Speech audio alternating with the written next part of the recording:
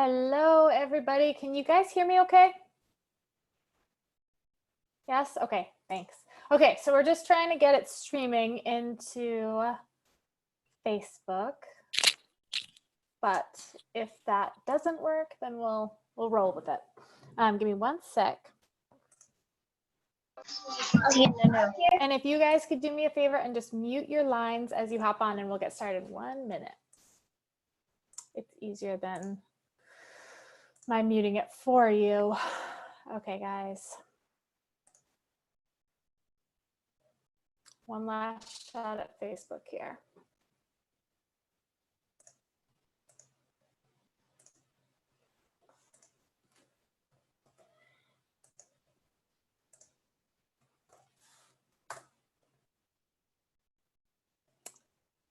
No such luck. All right, we're just gonna go with it.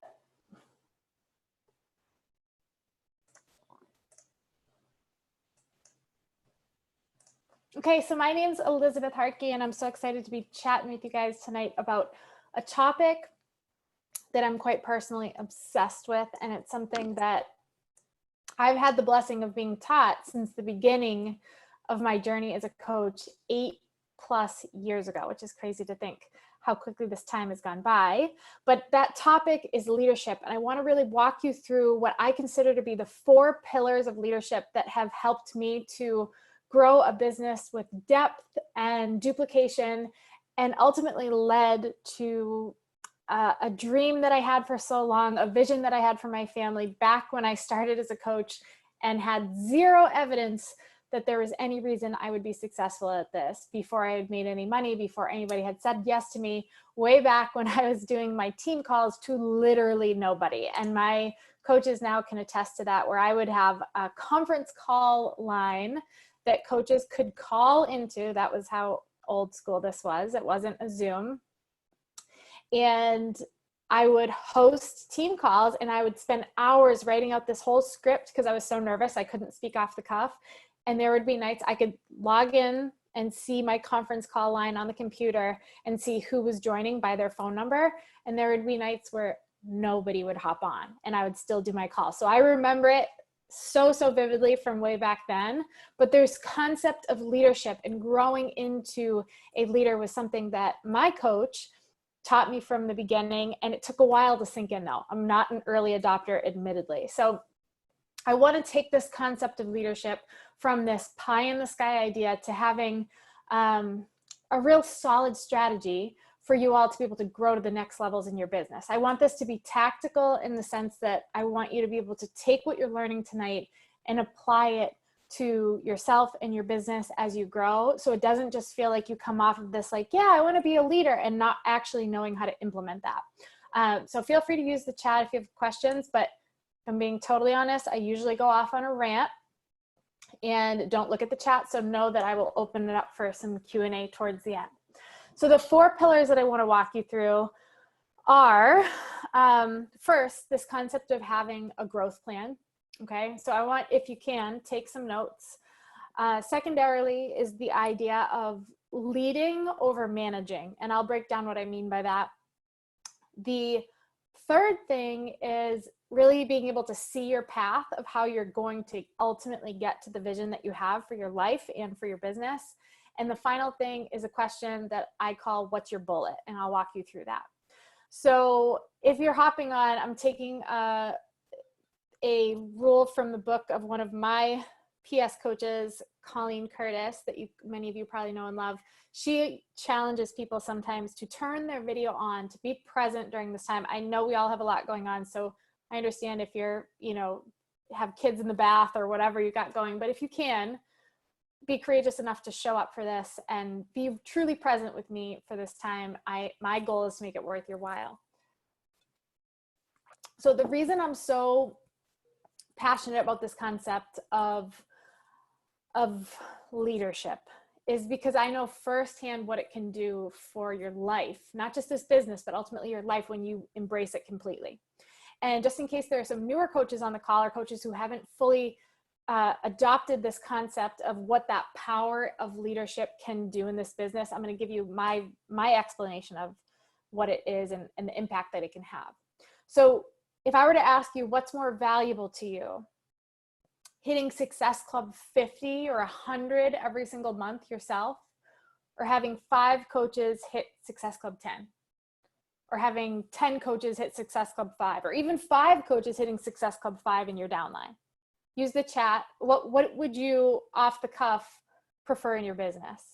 Being able to hit those high numbers yourself or having other people? Okay, so you guys get it, right? Like having other coaches also pushing for the goals and achieving them is way more valuable than you hitting these astronomical numbers but not leading your people. Because this is what I see happen a lot. A coach will do the vitals, they use their tracker, it's they're seemingly doing, and maybe this is you, like maybe you can relate to this, you're seemingly doing all the things that we are told will grow into a successful business, but your income fluctuates, or you're feeling burnt out, or you're getting discouraged because you're not seeing the growth that you thought you were going to see, right? So you're hustling. People are saying, just keep going, just get to this rank, just keep pushing, and eventually you're going to see those numbers. But that's not necessarily true, because the true depth as a Beachbody coach and the success that I know so many of you want to see, it's found in the duplication in your downline, meaning that you're not doing this alone. Now, in the beginning, or when I use beginning kind of liberally here. What I mean by beginning is the beginning of you choosing to consistently show up for your business for the long haul. You could be 5 years into this thing and you still haven't had a beginning, because you haven't chosen to show up in a true way for this business the way that it deserves to be showed up for, based on the results you say you want. So your beginning could be because you just signed up, or it could be because you're BSing yourself saying that you're doing what you should be doing, but you actually haven't really started yet because you haven't consistently stayed all in for the long haul. Okay. So there's a John Maxwell quote that I love, and I'm going to reference him a lot tonight because he's the king of all things leadership. And he said something along the lines of, he who thinks he leads but has no followers is just taking a walk. Meaning, like, people will throw that turnaround leader based on a rank or, you know, whatever they think they're doing. But if there aren't people with you in this process, you're just going for a walk. You're just out there taking a stroll. You're not leading. Okay. So, and when he says followers, he's not referencing social media followers. He's talking about people doing what you do. So let's say you hit SC50 or SC10. Here's how I see it. Let's say it's Success Club 10. That's a little bit more realistic for people.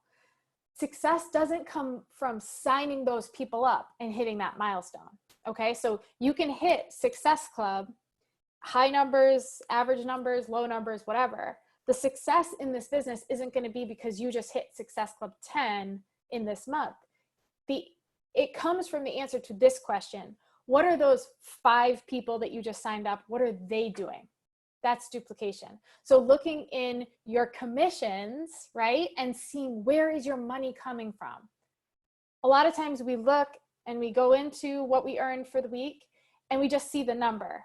But when you click that number, you can see where your money's coming from. And what you want to see, what is evidence of that duplication, is when you see the matching bonus growing. Now, what I was saying about in the beginning and how I define beginning in multiple ways, in the beginning, oftentimes that income is going to come from commissions. It is going to come from you just hustling. It did for me for like over 2 years, 3 years maybe, where I was just grinding and it was commission-based income. That's kind of just how this business works in the beginning. Most people don't come in with the luxury of having this big team saying, hey, coach, show me what to do. I'm ready to duplicate with you. That takes time and that takes growth, which is what I'm going to get into in a second. But when you hit the milestones yourself, yes, that's good. But you also have to take the time to see your people and know your people and seek to draw out excellence in your people. And that's where the personal and financial growth in this business is for everybody. Okay. So that perfectly tees up our first pillar of leadership growth, which is growing yourself first. You've got to have a growth plan.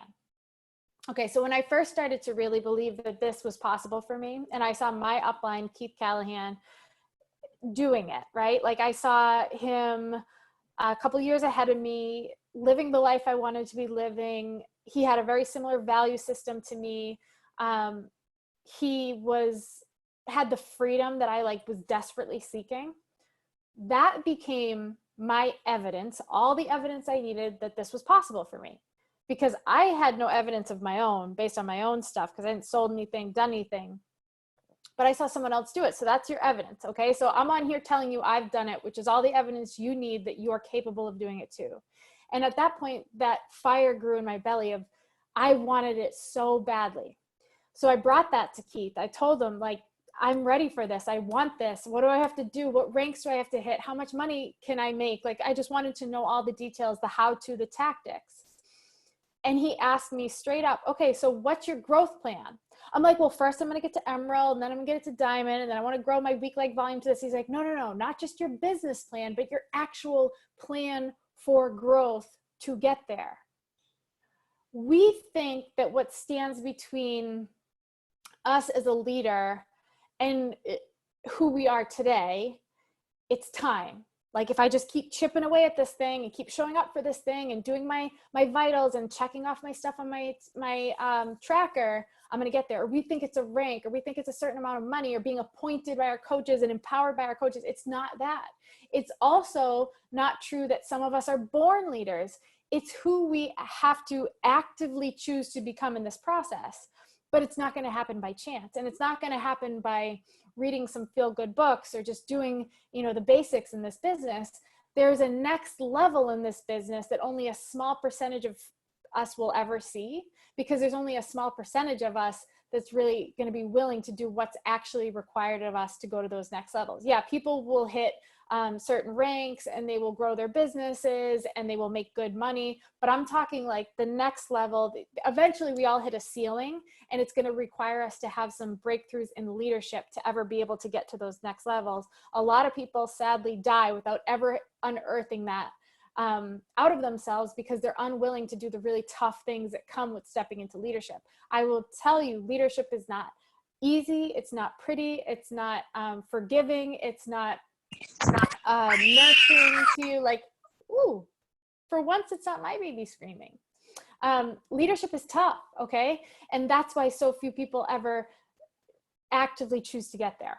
And I keep saying actively choose, because it's absolutely a choice, and it's a choice every day. It's like a marriage. Okay. When we get married, at least my husband and I believe that till death do us part, good, bad, ugly, all the things. Let me tell you, that's going to be a choice every day to show up for that. Love, marriage, it's not a feeling, because if it were a feeling, most of us would probably be divorced and never talk to our spouses again, because feelings change. But when you make a commitment and it's a choice, and you show up and you make that choice every day, you got to make that choice, that's where you have the opportunity to go to the next levels and transcend those ceilings that I talked about. So another thing that he asked me, when he asked me what my growth plan was, and I was like, duh, I don't know. I'm going to read some good books. I heard John Maxwell is pretty good in this leadership space. I'll read his stuff. He asked me to see my calendar. And it hit me square in the face, because not only was I not really even running a business, because there were no calls with prospects on my calendar. There were no business opportunity calls scheduled. There were no scheduled times to work on specific things of growth that I needed to tackle. I had also no real strategy to grow into the leader I kept saying I was going to become, aside from listening to said podcasts and reading some personal development in the morning. So, because I promised to make this as tactical as I possibly can, how do you actually plan for growth? Yes, it is in part what you read and what you listen to, but more importantly, it's how you choose to embody it every single day. So what does that look like? I'm talking about it in terms of what I call, who do you need to become? Who do you have to actually become to step into that person that's capable of achieving and sustaining levels of success that you're looking for as a leader? And you can actually break down the person that's already in you that you need to draw out. Okay, so this is where it becomes a little more tactical. Picture that person, okay? The one you want to run that $1 million business someday with the residual income and teach this full team of incredible leaders running with you in this business. Like we all have these dreams for it, right? You're not her yet. You're not him yet, because if you were, you'd already be there. So how can we keep growing into that person so that it actually happens for us, so that it's not just a pipe dream, so that we're not piled up in this mountain of people who say that we're going to do all these things that we never actually do? Well, there are a few ways that I've done it, so that have helped me, that I want to share with you, because anything that works for me, I just want to pass along. I was on a Zoom, I think just like I don't even know what day it is. Today's Monday, so it wasn't 2 days ago, because 2 days ago was Saturday. I was on a Zoom call a handful of days ago with my leaders. We chat every other week on a Zoom together. And one of my leaders was saying how she was able to step into leadership over the years was she kind of created, you know, like WWJD, what would Jesus do? Well, she said she turned it into WWLD, what would Liz do? And I thought it was so funny, because I basically did the same thing. WWKD, what would Keith do? I had to think about, in the moments that were really tough and those growth opportunity moments in my business, when I would, you know, when a coach would cancel that I thought was going to be my next rock star, when I'd get 10 no's and I'm on the last day of the month trying to hit Success Club. All right, what I would do in this moment, because I'm not yet the leader I need to be, is like freak the F out and not actually do what I need to do. But what would Keith do? Because he's built what I'm looking to build. He's become what I'm aiming at here. So what would he do? And to me, it makes it more achievable sometimes when we're looking at that gap between where you are today and where you want to be, when you say, what would so-and-so do? Because the concept of who you need to become, it is what we're doing here. But when you can break it down into like, what is just the next thing I need to do in this moment to take one step closer to where I want to be? Like when you're in those final moments and you feel like you're missing Success Club on the last day of the month, before you just quit, how can you shift or pivot towards leadership and say, what would that person that I truly value as a leader, what would they do in this moment to make it happen? And then just do that thing. Okay. So like sometimes when we think leader, it feels so far off, but when you can break it down into those simple things, it makes it more attainable. So what I want you to do first in this concept of who are you becoming is describe in detail. Now, this is an exercise you have to do outside this call, but describe in detail that leader that you know you want to become someday, that person that you know is capable of achieving the vision that you have for your life, all different aspects of that person. Describe what they look like, describe how they operate, describe how they think, describe their work ethic, how they show up as a parent, as a spouse, as a CEO, as a person in the community, just vivid detail. And don't think, just like pen to paper, brain dump, the beautiful description of this person. And then what you have to do is you just have to start breaking down what needs to be done to grow into that leader. So what stands between you now and what stands between the person you now and that person you describe. So here's what I mean. Like, what broken narratives or stories are you holding on to today as the person you are today, that you believe today, that you know that you cannot believe those things fundamentally if you want to be that person you just described. The person that you described, making the money, being the present parent, madly in love with their spouse, can't be sitting there looking in the mirror telling them how fat and ugly they are. They can't be the person that, you know, shows up to a conversation and the narrative starts to go in their head, well, they're not going to want to work with me. Like, you literally cannot think those things to be that person you describe. So actually break down what those things are that are kind of the stopgap between where you are today and where you want to be. What habits do you have today that are not going to serve you in becoming that person that you say you want to be? I'm guessing that the woman sitting in the $3 million beach house with her kids all surrounding her, everybody's like healthy and happy and connected, and you're sipping the coffee and you have zero stress about the money and you're speaking on the stages and all these things that you're picturing, she's probably not aimlessly scrolling the internet, comparing herself to other people, or binge watching Netflix shows that don't serve her in any capacity. She's probably not automatically reverting to the negative every time something, like she's challenged by something. Her mind doesn't go to the negative because she had to work really freaking hard to get past that. She's probably not overeating. She's probably not saying, oh, I'll show up for that workout tomorrow. She's probably not skipping the last rep. She's probably not allowing toxic relationships to affect her. So you describe this fit, energized, positive, money-saving, brave, successful person. She probably had to bust her butt to get there. So what are those things, those habits that you have, good or bad, the tendencies, the ways of thinking that you have today that you got to break? And continue with that. Like, what are the other things you need to eliminate or transform in your life to really become that person? So maybe it's just your attitude. Like, no offense, but a lot of your attitudes suck. I've worked this business for 8 years and I've talked to a lot of coaches, and I get messages from coaches not on my team, and just how they present their situation is a crappy attitude. Like, they're waiting for a handout. They're waiting for someone else to save them. They're waiting for someone else to do something for them.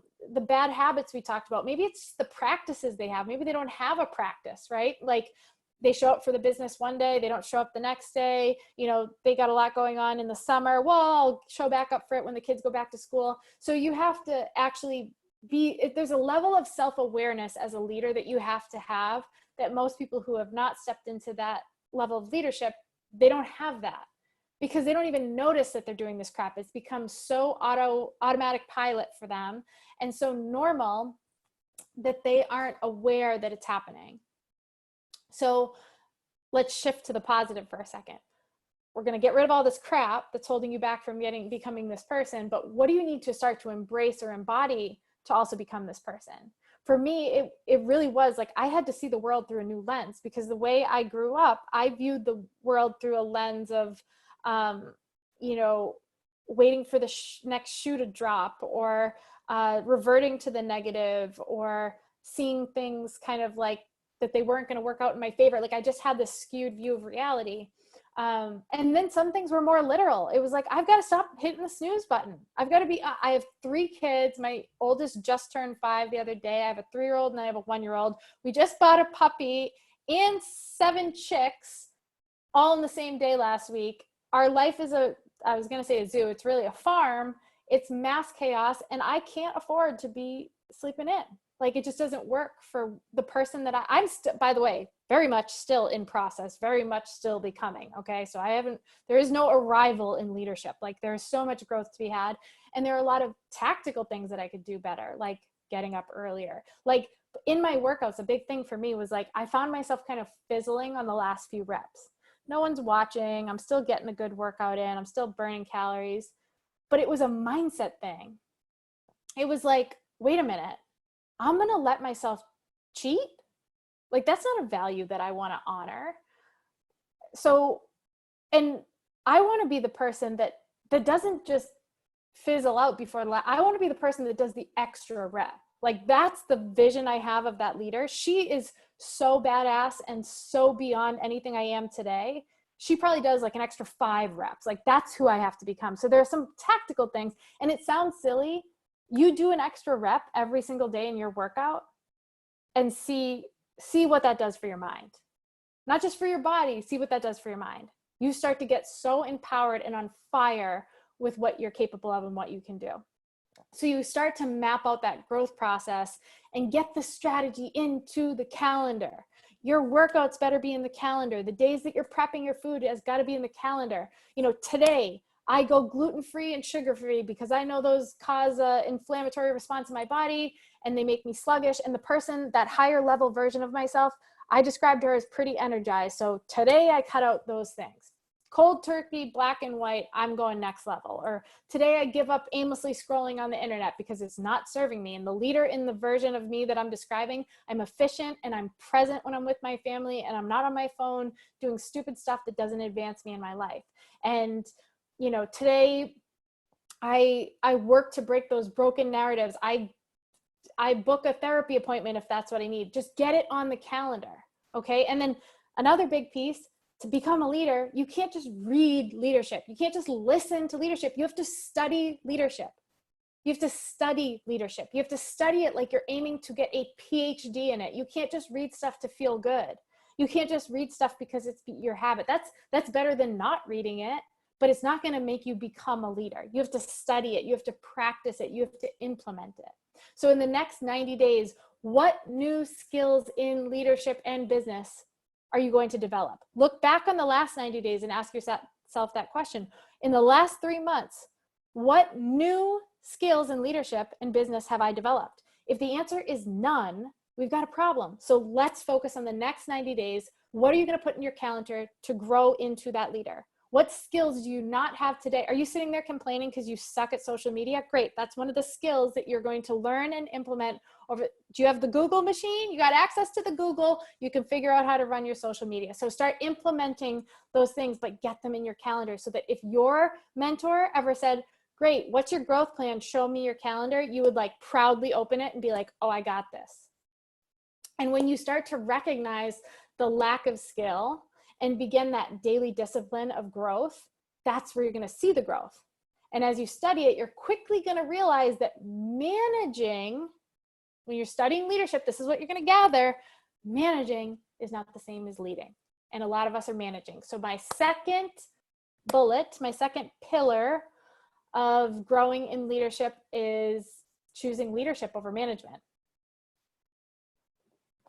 So have you ever asked these questions like, how do I get my people to do what I want them to do? Anyone ever asked that? Or how do I find leaders? Or how do I create systems that are going to work for my people? Okay, we're going to replace these questions. Those are not leadership questions. Those are management questions. That's a little bit of evidence that you're likely managing over leading. So replace how do I get my people to do what I want them to do with how do I inspire my people to become the best version of themselves? How do I find leaders with how do I cultivate or how do I develop leaders? How do I create systems that will work, and replace it by how do I lead them to where I want them to go or where they want to go? I had my, every year I host a leadership retreat for my leaders in my downline.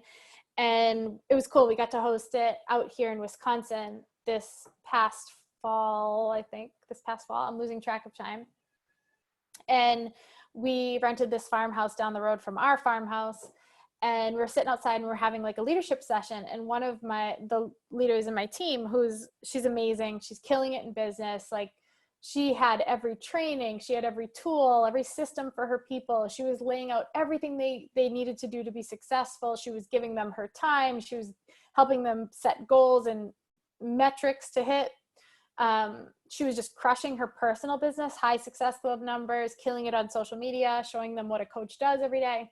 So she was really, rightfully so, very frustrated. And she was kind of banging up her head up against the wall with her team, being like, what is it? Like, you know, and she was just kind of getting teary-eyed. And in that moment, she asked, you know, what's missing? Like, why isn't my team able to go to those next levels the way that I know that they can? And she couldn't see it. But to me, it was very clear, like all those things she was doing for them, all those things she was laying out for them, all those things she was telling them they should be doing, she was managing them. She was not leading them. And I've since seen that shift in her and her team.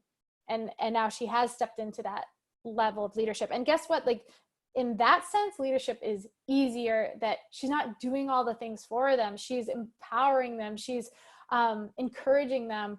And she's taking a step back and letting them become that person. So how do you make that shift? Well, one of the ways is you can kind of test it. So people who are really good at managing, which is a skill, by the way, that's a great skill to have in certain scenarios. Growing your Beachbody business is not one of them. So management, they're really good at maintaining direction, like keeping things going, maintaining. Leaders can pivot really well. They can change direction, and they can make a positive change that inspires other people to come with them. So in a dark moment in your business, in a tough moment in your business, in a challenge, an uphill climb, whatever, however you want to look at it, how can you shift it to a positive for your people and inspire them to come with you?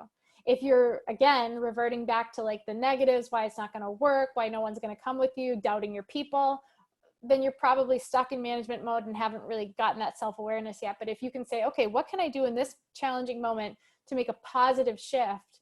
You're teetering on that brink of leadership, and you want to get over that line and really do that by knowing your people.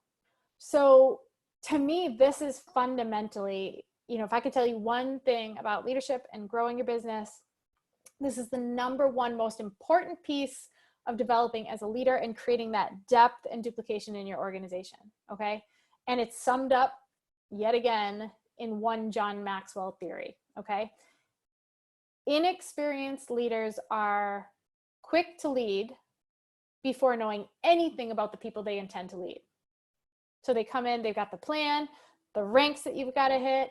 They tell you, Success Club, this is how you push for it. This is how you sign people up. Here's how you do share a cart. They know everything they're going to lead you with, because it doesn't matter who you are. I've got the system. I've got the plan. I'll tell you all the things you have to do. Just shut up and do what I tell you. That's management. So quick to lead before knowing anything about people they intend to lead. Mature leaders, they listen, they learn about their people, and then they lead their people. And they lead based on what they just learned. So how often do you see it? Like a lot of times a coach will ask, how do you lead someone new? I have a hard time answering that, because to me, yeah, you can have some system and like I have a call with them and this is my process. That's good. It's good to have systems and some automation, but I can't tell you exactly how you should lead that person, because it's an individualized, or should be an individualized leadership experience. Who's the person? What are their desires? What are their fears? What's their willingness to show up? What's their level of necessity? Like, you've got to get to know that person, see what their skills are, what their personality is like, and dig into that. So I think that's like such a missing piece for so many people, is that they blanket everybody with like, this is Beachbody, this is how you run it, this is how this person found success, so this is how you'll find success. What if that person just needs to be like unleashed by being told that you believe in them? Because maybe up to this point, no one's ever believed in them and they don't know how to believe in themselves. Like, maybe that's what that person needs, where this person needs a giant kick in the butt because they've just spent the last 20 years just being too lazy, and they finally need someone to mentor them and push them and pull them out of their shell. Like, you need to figure out what it is your people need by connecting with them, engaging with them, helping them see the vision, helping them see the potential, what's possible, lead the way for them, show them how to get there. But you really need to tap into each individual person in that way. And that's why I think, like, for me, I haven't done a high quantity business as far as how many people I bring in, because I go deep dives with my people, but the duplication in my team and the depth of leadership in my team runs really, really deep. And my income growth has been really, really strong for the last 8 years because of that. And when you look at the breakdown of my income, which I debated showing, and then I get so weirded out by that, I can't do it. But what I can tell you is last week we had one of our, we've been seeing steady growth for a while now. And we're a 7-figure organization. And when I clicked in, I laughed, because I clicked into my income in I have multiple CBCs, but I clicked into one of my CBCs, and then I did the thing that I told you guys to do, which is click the number to see where your money's coming from.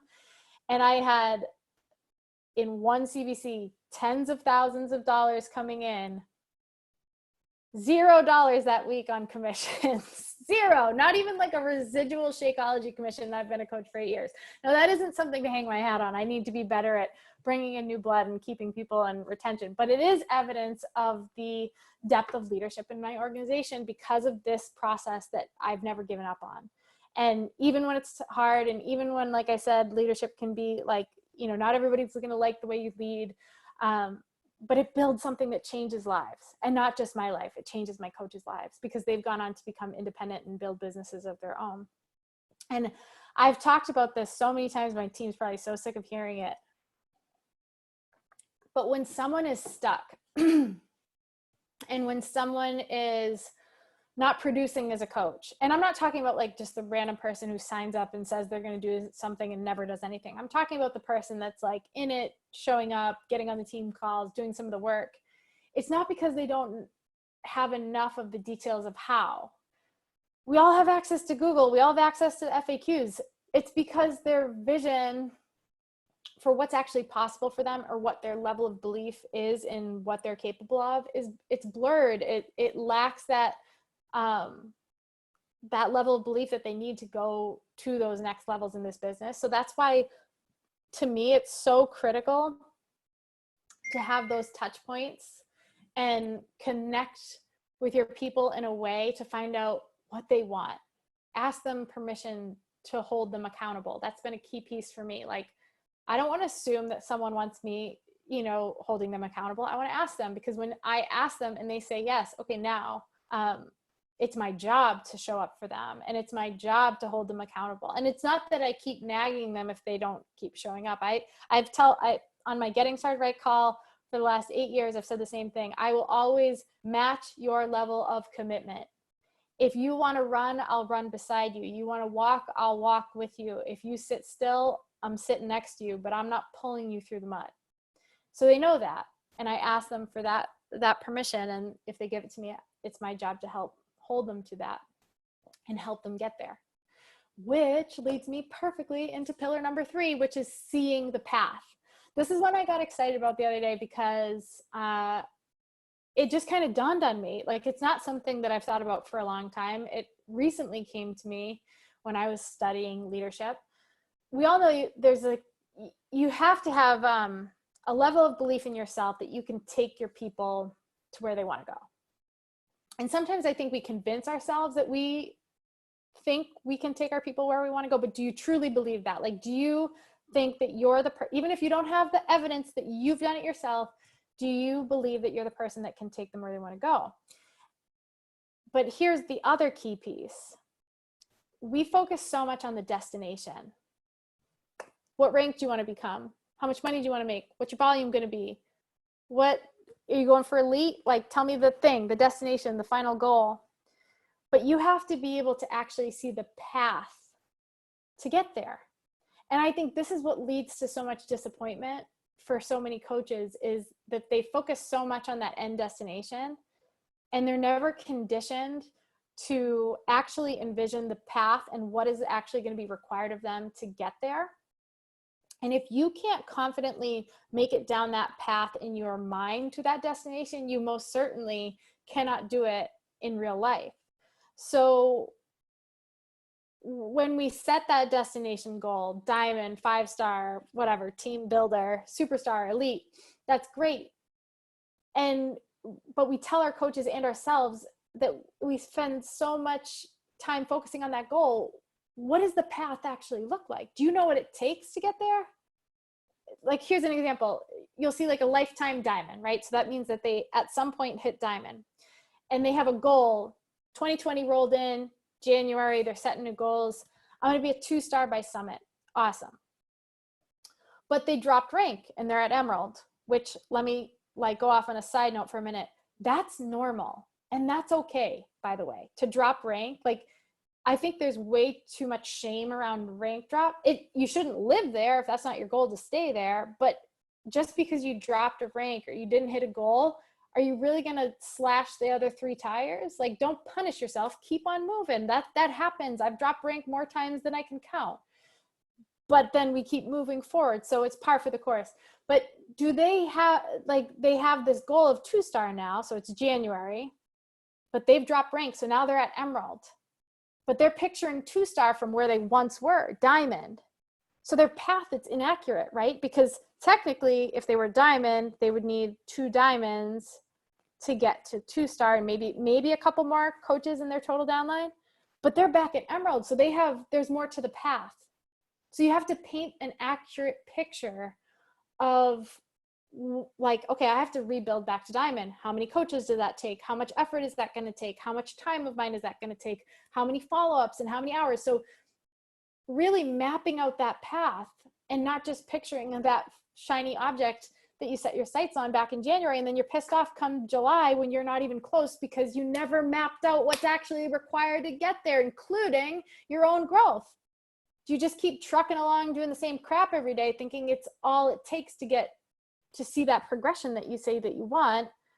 but know that you should be doing it. Like, you got to be incrementally building towards that shiny object. You have to be able to picture both, like yourself, yeah, cheering on stage, summit, I'm at this rank, but you also have to be able to picture yourself, you know, at 5 a.m. before your kids get up, sending the invites. And you have to picture yourself staying up late that night to do the follow-ups. And like, you have to be able to picture those things. There are so many coaches on this call that I've kind of grown up with over the years, Brittany and Alyssa, and just like, you name all the leaders in this group.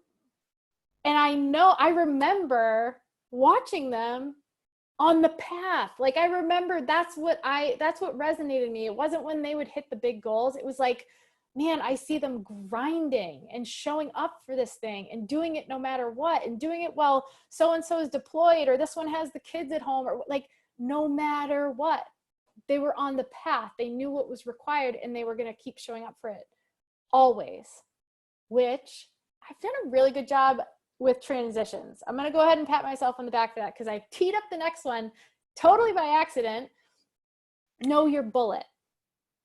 So there's a story about President Roosevelt that I'm obsessed with. And he's kind of crazy, and I'm a little bit crazy, so it's perfect. And he, I'm just muting everybody's line here.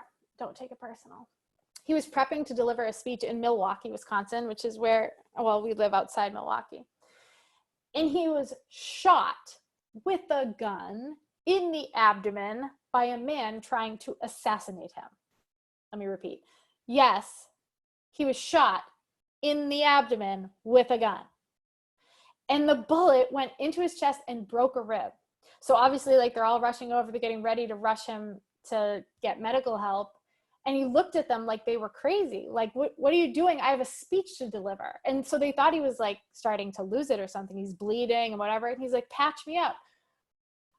With a freaking bullet in his rib, this guy gets up and delivers a 1-hour speech, because that was his commitment.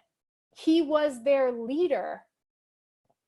And he wasn't, this is not what I'm saying, okay? So like, he wasn't denying that there was a bullet in his chest. He wasn't just like pretending like everything was fine.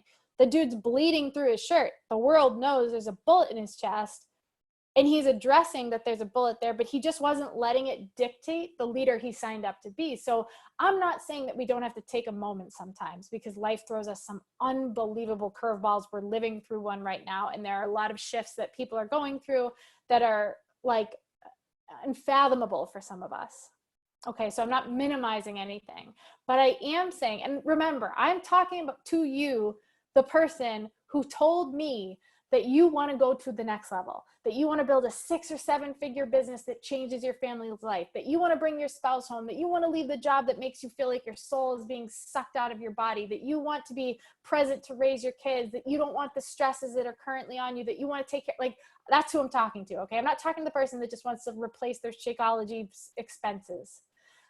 So, like I said, I'm not saying you don't have to take a moment sometimes when life gets crazy, but I am saying that sometimes we don't show up for what we signed up for because we have a bullet that we may give a little too much credit to, or allow it to have more power over us than it should.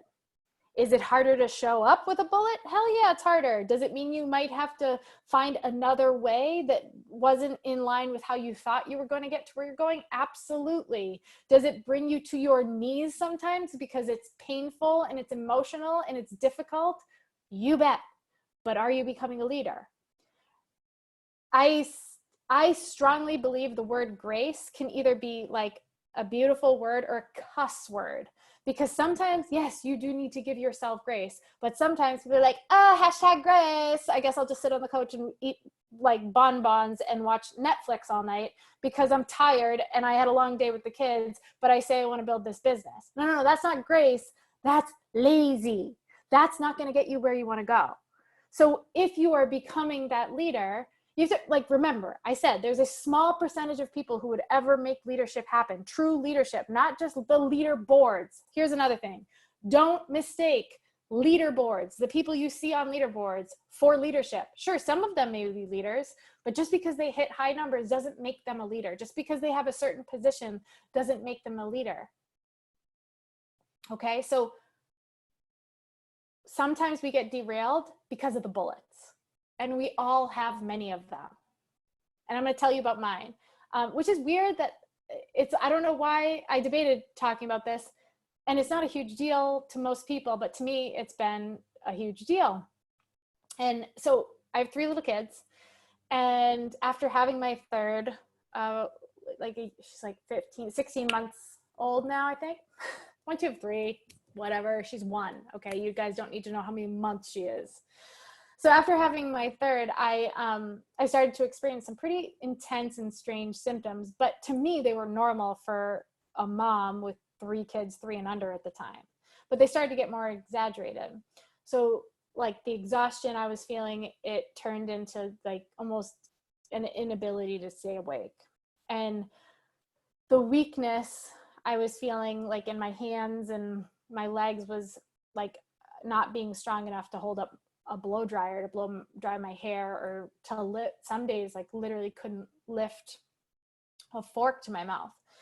And the brain fog, you know, I'm a mom, I don't sleep a lot. Like, okay, you got brain fog, whatever. Everyone says you just get that. It started to turn into memory loss, like forgetting my zip code when I'd go to the gas station. Like, you know, you have to enter your zip code to be able to get gas if you're using a credit card, or forgetting the name of the town we live in when I'm on the phone with the doctor and they're asking for my information, or saying the same thing to my husband like 4 or 5 times in a matter of hours, and then adamantly telling him I hadn't told him yet. So I'm working through the backlash of some severe adrenal issues, and learning as I go. Don't know everything about it quite yet, but I'm persistently staying on top of it. And there are days where it's not so bad, or days where I'd say it's even good by my new standard of what good is. But there are days like today when there's a bullet in my chest. And a handful of years ago, I didn't understand leadership. So my mind would go to, how can I get out of this? I have an excuse. Like, this is a valid excuse. When I tell you it's bad, like can't remember my kids' names, like scary, like almost feels like you're having a stroke. You slur your words, things aren't making sense. You read a sentence 15 times and you don't retain anything, even after a full night's sleep. So now my mind automatically, because I trained, you guys, I have been like a warrior in training for this stuff every day, all day. My mind automatically goes to, okay, I have a call tonight that I'm leading. What do I have to do to make this work based on the cards that I've been dealt? Like, my brain never even goes to that it's possible that I would not show up for this. So today looked a little bit like this. Again, 3 kids, second, whatever, 15th month of quarantine, whatever we're on here, new puppy, and 7 baby chicks, all currently living in our house. And I knew I had this call, and I was struggling, and it was just like brutal. So, but because I had already made that decision that I was going to show up for this, and because I had trained my brain, and it took years, guys, like my brain wouldn't normally have gone automatically to that. I worked and did what I had to do to be able to show up. Like, I've drank over a gallon of this herbal tea that I'm drinking that's helping with it. I took a 2-hour nap today, which I'm not a napper, but it was like totally in preparation for this. I then went and took a bath with Epsom salt to draw out the toxins. Then I did red light therapy, and then I did a turmeric shake, and all while texting my friend and my coach, Jessica Lanier, who's like all about this kind of hormonal stuff. Like, what do I do? Like, I need a Hail Mary pass, you got to help. So I'm drinking salt water, trying to get my adrenals to function again. So anyway, point is, you got to train your brain like a warrior to be able to, for it to believe, like, when I encounter this struggle, I just got to figure out how to put my head down, go through it, how I'm going to go around it, but there's no tapping out. Like, this is what I signed up for. and this is how I'm going to show up. And like life is going to throw me some crap. What I just described to you is nothing compared to what some of you are going through. I know people who have lost their spouses and lost their children and lost their homes and lost everything. And like, this is a flash in the pan compared to what some people face. But it's all relative. We all just have our mountains to climb. So this is all coming back to that concept of deciding who I had to become, filling that gap and working tirelessly to do it, knowing what, like in my calendar, what is my growth plan to become that person who's capable of achieving the levels of success I want, becoming the leader that my coaches deserve to have, to be able to help them draw out that version of themselves that is like aching to get out, but they don't know how to do it on their own. So what's your bullet? What are your bullets? Like, write them down, burn them. I don't care what you have to do, but you've got to be aware of them. Self-awareness is so fundamental in this and so key in you becoming that version of yourself. You cannot be on autopilot. You cannot be a leader and just go through the motions. You cannot become a leader and just accept life as it is. Like, you have to climb the mountain. You got to know your bullets, and you got to be willing to fight for what you say you want. So I want to respect people's time, because I know people's schedules are cray cray, but we have a couple minutes for Q&A, and I'm more than happy to answer questions. So you can, I would say, let's use the chat, because there are like over 400 of you on here. And I'm afraid that if people start unmuting in sequence, we're going to have mass chaos. So, all right. Number one leadership book I recommend. It's actually a workbook, Lisa, and it is the 21, I keep it on my desk. I've read it about 100 times. 21 Irrefutable Laws of Leadership Workbook. Surprise, surprise, John Maxwell. A couple of you asked that in a row. How do you go from a lot of support to a little support? Like, I was too heavy in the beginning. Oh, like, you mean your coaches? Like, how do you support them? I always was the one to make the canvas, to make all the stuff, because I wanted them to focus so much on the connection part and building their stuff, right? Yeah, so I get what you're saying. For me, you know what I mean? Like, I just wanted to do the back work for you, and now, like, you know what I mean? How do you pull back without, because I have two leaders that grew. Like, I'm not doing everything so right. I get what you're saying. Yep. So what I would recommend is bring them in with you. So my coach always taught me, I'll do it, you watch.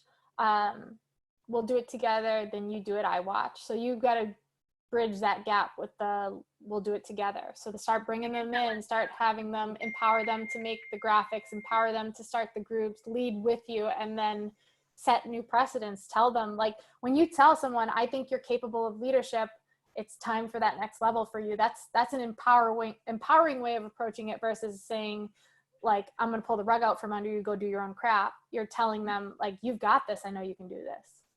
Thank you. You're welcome. Let's see. I just want to see the chat here. The fourth pillar was know your bullet. First pillar was, what was the first pillar again? Growth plan.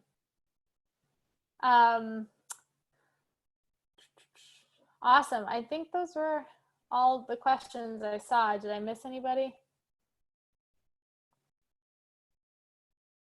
The book, 21 Irrefutable Laws of Leadership Workbook. And yes, there is a book as well, which I would recommend. Third pillar is see the path. Best advice for new coaches, boy, bae.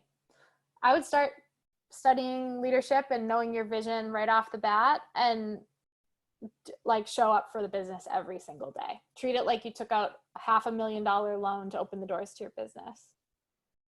How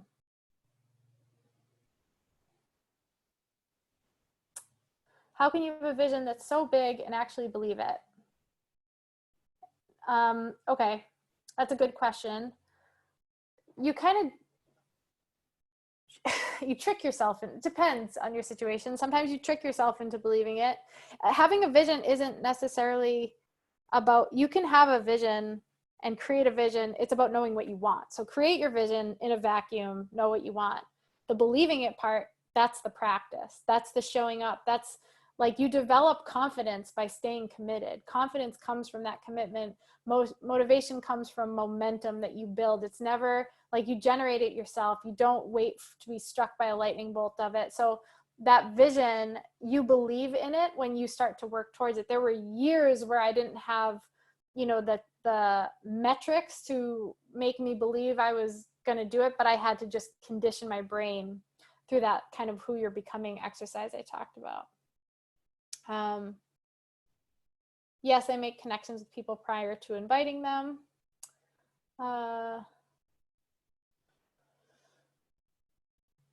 So where do you draw the line with dragging coaches and motivating them to show up and do the work?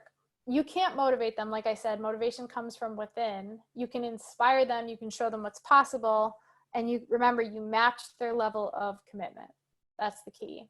So if they can talk is cheap. They can say all day that they're going to do this, do that. But if they're not doing the work, you kind of have to let them. I'll just say to my coaches, you know, I'm here when you're ready. I'm not going to drag you. I'm here when you're ready. I believe in you. I know you can do this, but you have to know you can do this. When you're ready to go for it, let's do it. Let me know. Do you still connect individually with new customers and coaches you bring in? Yep, always. Awesome. Any other questions?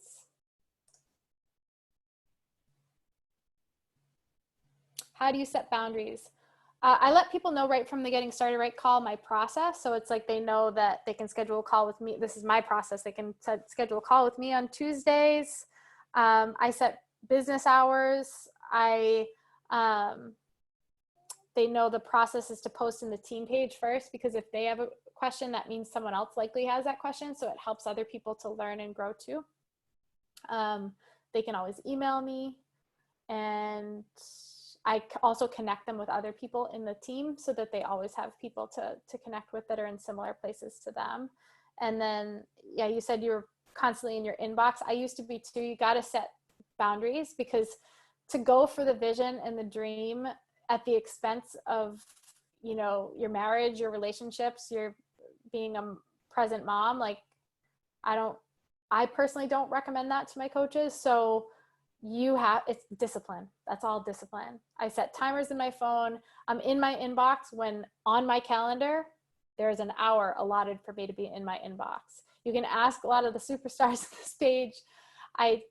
We have a string of messages, and I literally went and checked it, and it was like, you have like 2,050 something messages that you missed, because I don't go in there unless I have an allotted time to do that work.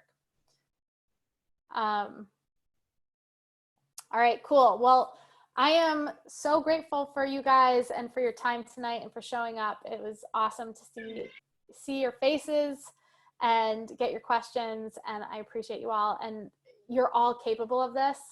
Be a part of the small percentage of people who actually make it happen, because you are willing to do what's required of you to get there. Fill that gap, go after it, know your bullets, and fight for your dream. Have a good night, everybody.